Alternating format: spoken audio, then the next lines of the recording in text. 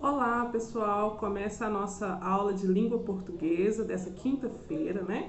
E hoje nós vamos abordar o assunto grau superlativo do adjetivo, né?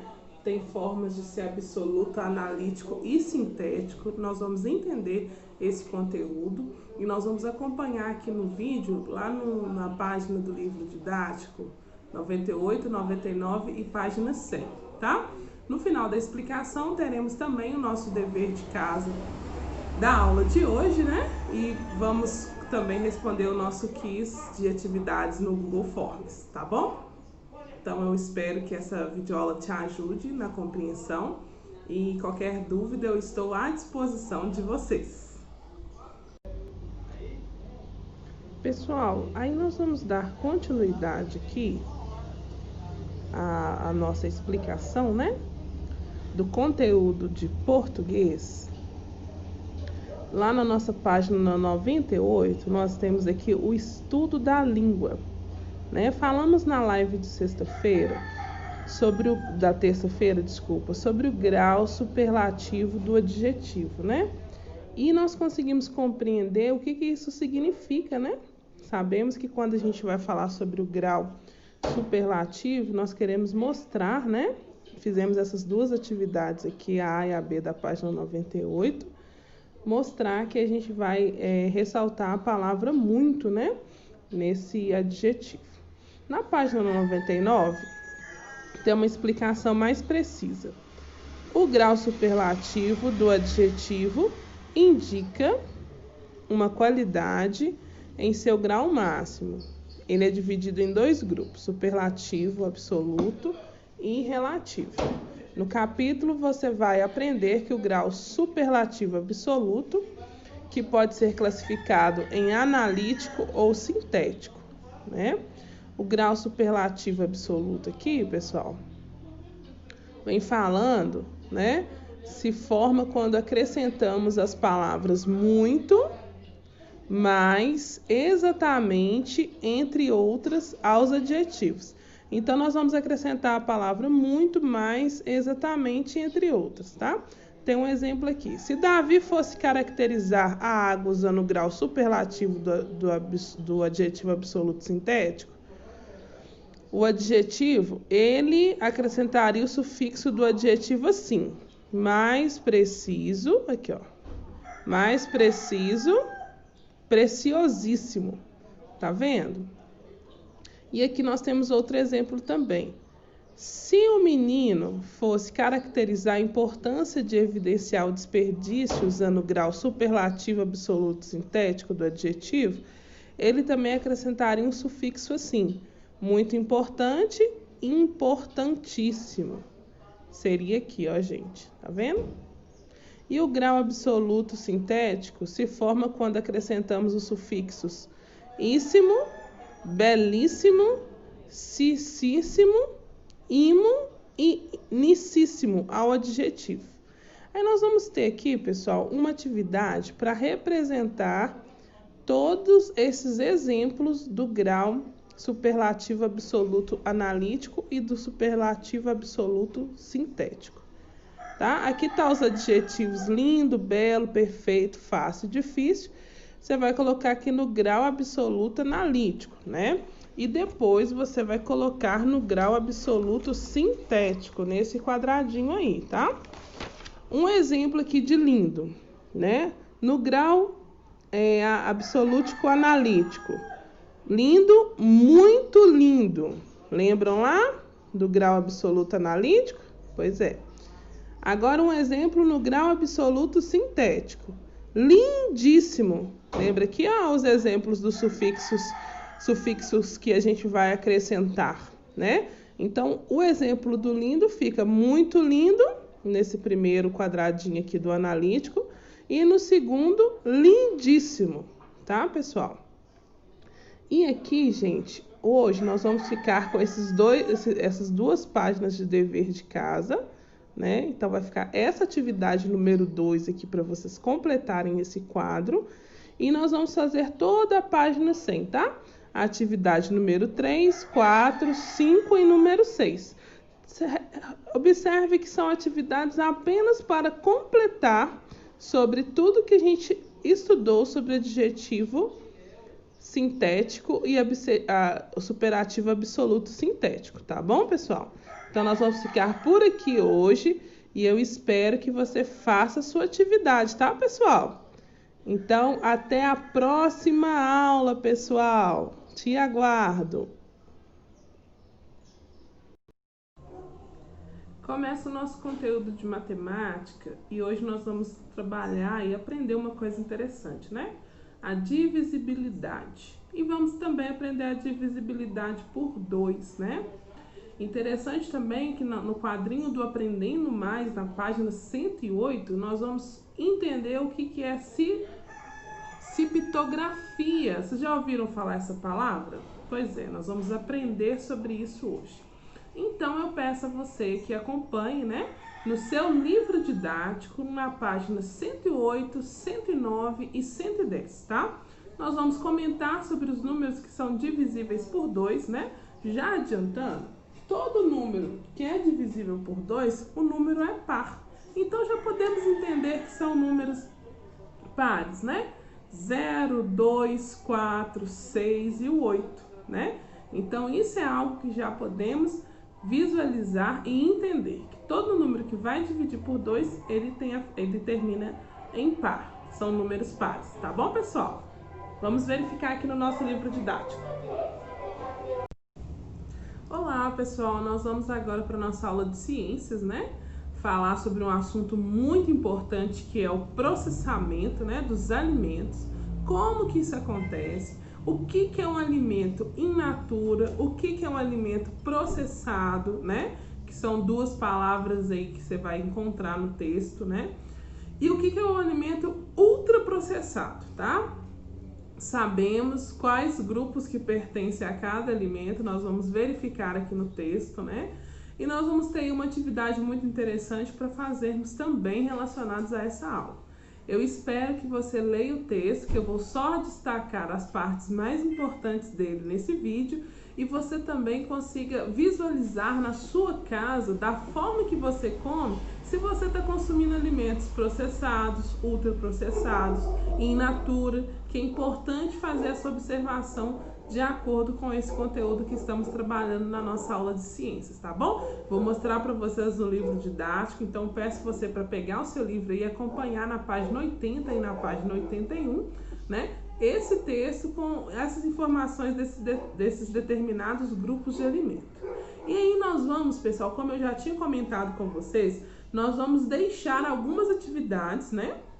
Que são atividades que envolvem essa função de estar presencial, para quando a gente voltar às aulas presenciais, a gente retomar essas atividades. Mas não vai ter um prejuízo para você, tá? Porque essas atividades, elas são atividades que vão só complementar tudo que a gente está estudando, tá? Então, as atividades lá na página 82 e 83, nós não vamos fazer ela, que é o investigando e um na ponta do lápis e aprender é divertido. Por quê, gente? Nessas atividades, vai te pedir para você ir no supermercado, para você relacionar e verificar, né? Fazer uma pesquisa de alimentos. E no momento que estamos enfrentando de pandemia, não podemos ficar saindo de casa, né? Sem extrema necessidade. Então, essas duas páginas com essas atividades, nós não vamos fazer agora, tá? Então, coloque aí como a gente combinou que essa atividade vai ser feita no momento de retorno às aulas, tá bom? Então, pessoal, vamos ao livro didático para me te mostrar aqui, tá? Pessoal, aqui no nosso livro didático, na página 80, nós vamos falar sobre o processamento de alimentos, tá? Que é algo que precisamos saber, né? Escolher melhor os alimentos para uma boa alimentação, né? Para fazer essas escolhas, é preciso considerar além dos nutrientes que os alimentos contêm e como eles são processados, tá?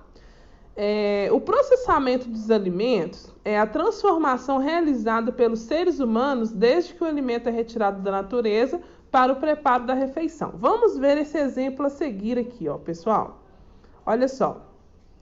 Os alimentos encontrados na natureza podem ser processados de muitas maneiras. Olha só, vamos ver o exemplo aqui do abacaxi.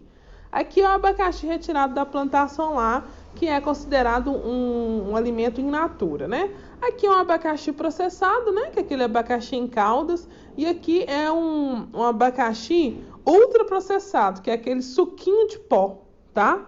Ultraprocessado. E aqui também nós temos o exemplo do milho. Olha só, um alimento in natura, um alimento processado, né? Latinha de milho, um alimento ultraprocessado, que é uma pipoca, eu acho que de micro-ondas aí, que é ultraprocessado.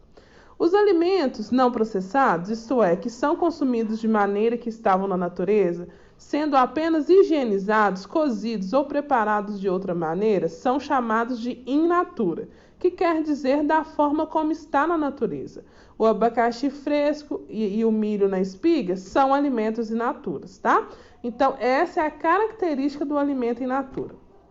Quando o alimento in natura passa por algum processo industrial, por exemplo, recebendo sal, açúcar ou outros temperos, conservantes para que durem mais tempo, ou até mesmo outras substâncias, aqui ó, o abacaxi em calda, um exemplo, o milho em conservas, em exemplo, são alimentos processados, né? Então, essa é a característica do alimento processado. Quando o alimento passa por muitos processos industriais, com adição de açúcar e muitas substâncias, geralmente com excesso de sal ou açúcar ou de gordura, né?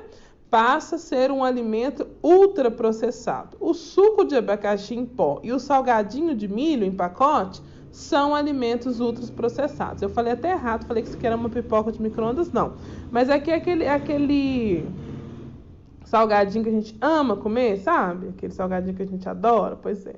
É um alimento ultraprocessado e é um alimento que faz muito mal à saúde, tá? Entendemos isso. Agora vamos lá para a página 81, pessoal. Os alimentos mais saudáveis são aqueles in natura, que são pouco processados. Olha aqui exemplos de alimento in natura que são poucos processados. Alimentos que você retira, né, da natureza e ferve, lava, higieniza ou faz o cozinhamento deles e está pronto para comer. São alimentos in natura, tá? A maior parte das refeições deve conter esse alimento in natura, esses alimentos, né? Que são pouco processados e, portanto, mais naturais. Isso vai te dar uma qualidade de vida maior, mais saúde, tá? Inclusive, pessoal, não se esqueça de ler todo o texto. Aqui eu só estou ressaltando as partes mais importantes do texto, tá? Leia todo o texto. Os alimentos ultraprocessados são feitos com substâncias retiradas de alimento e muito modificadas, né? Então, são substâncias que não existem nos alimentos naturais, tendo sido inventadas em laboratório. Olha só que coisa, né? Aí o exemplo deles: biscoitos industrializados, chocolates, sorvetes, balas, cereais, açucarados, barra de cereal, macarrão instantâneo, molhos prontos, salgadinhos de pacote, refrigerantes, hambúrgueres industrializados, salsichas, linguiças, presuntos, pães de forma, suco de caixinha, leites achocolatados de caixinha. São alimentos ultraprocessados, não são saudáveis e por isso devem ser evitados. Vamos confessar aqui tudo que a gente adora comer, né? Então a gente tem que ter esse equilíbrio e evitar esses alimentos. Olha só o desenho deles aqui, ó. Muita coisa boa, né, pessoal? Mas coisas que não fazem bem à saúde, né?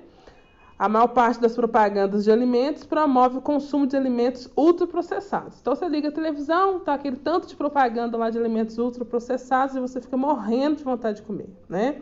Querendo tomar refrigerante, comer chocolate, chocolatado em pó. E, às vezes, você quer comer só aquilo, né? Porque, às vezes, a gente tem amigos que estão comendo só aquilo. Na escola era muito comum, né? Às vezes, o coleguinha leva um lanche. Não que a escola vende esse tipo de alimento, mas a escola... O coleguinha leva o lanche e você vai querer comer junto, né? Então é complicado. Pessoal, não deixe de ler esse texto aqui, que é muito importante, tá? Com esse detalhamento aqui. Como eu falei para vocês no início do vídeo, nós vamos pular essa atividade da página 82 e da página 83. Nós não vamos fazer ela, tá? Escreve aí no cantinho. Para a volta às aulas presenciais. E aí, pessoal, hoje a nossa atividade de para casa de ciências é o antes de seguir da página 84 e da página 85, tá, pessoal? São umas perguntas interessantes sobre o texto, né? Falando para você, por exemplo, aqui na número 9, organizar os alimentos consumidos, né, no seu dia a dia aí, que você consumiu no dia de ontem, alimentos in naturas e processados e alimentos ultraprocessados. Você vai analisar tudo que você comeu ontem e vai colocar aí, então é uma resposta bem pessoal essa daí, tá? E aqui você vai também preencher uma tabela comparativa, tá? Obtidos na natureza, os exemplos, os alimentos são saudáveis, né? Então são perguntas muito interessantes, tá? E essa daqui é a número 11, tá? Vem falando o seguinte: a publicidade de um alimento geralmente estimula o consumo de ultraprocessados. Elabore um pequeno texto dirigido a uma criança da sua idade sobre a importância de ter uma atitude crítica em relação ao que é anunciado nas propagandas de alimentos. Então, a número 11 aqui nós vamos fazer no nosso caderninho da disciplina de ciências, tá, pessoal? Não esqueça disso, não deixe a número 11 para trás, tá? Que ela também vai ser avaliada aí no nosso conteúdo de para casa. Pessoal, eu espero de verdade que todo mundo faça as atividades, tá? Quem quiser pode me mandar fotos por e-mail da atividade de ciências do para casa, né? Pra gente ficar também registrado, tá? E não deixe acumular as atividades, tá? Um grande abraço para vocês e até a nossa live de amanhã, pessoal. Um beijão!